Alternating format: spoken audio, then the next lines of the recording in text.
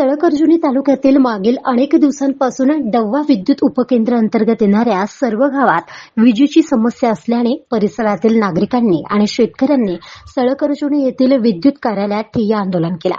कडाक्याची ऊन, पिण्याच्या पाण्याची समस्या आणि शेतीच्या पाण्याचा प्रश्न हा उन्हाळ्यात नवीन विषय नाही, परंतु डव्वा उपकेंद्र अंतर्गत येणाऱ्या सर्व गावांमध्ये मुख्यतः खजरी, चिरसाडी आणि रेंगेपार भागात विजेचा दाब कमी असल्याने नागरिकांना पिण्याच्या पाण्याची सोय करता येत नाही. तसेच शेतकऱ्यांना शेतामध्ये पाण्याची कमालीची अडचण होत आहे.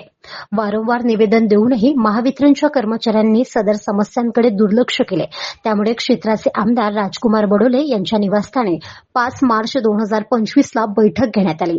या बैठकीत महावितरणचे अधिकारी राठोड, फुल्लेले, रेवतकर आणि सर्व अभियंता उपस्थित होते.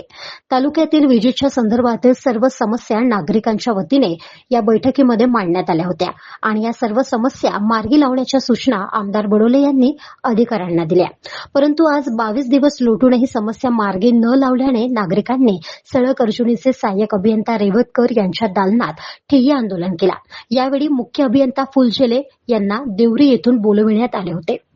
कार्यकारी अभियंता आणि महावितरणच्या अधिकाऱ्यांसमोर नागरिकांनी आपापल्या मागण्या मांडल्या. यात प्रामुख्याने आमगाव उपकेंद्र बंद असल्याने मोहाडे येथील वळवलेली डव्वा येथील वीज बंद करावी आणि क्षेत्रात विजेचा दाब सुरळीत राहावा, जेणेकरून शेतकऱ्यांना शेतीपंपाची आणि नागरिकांना पिण्याच्या पाण्याची सोय करता येईल, या प्रमुख मागण्या मांडल्या. अधिकाऱ्यांनी तात्काळ कार्यवाही करून प्रमुख मागण्या मार्गी लावल्याने आंदोलन मागे घेण्यात आला. येत्या 5 दिवसात विजेचा दाब व्यवस्थित न झाल्यास उग्र आंदोलनाचा इशारा यावेळी देण्यात आला.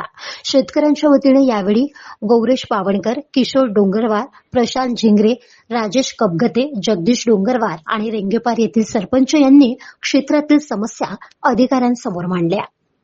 गाव माझा न्यूज करिता चंद्रमुनी बनसोड, सळकर्जुनी, गोंदिया.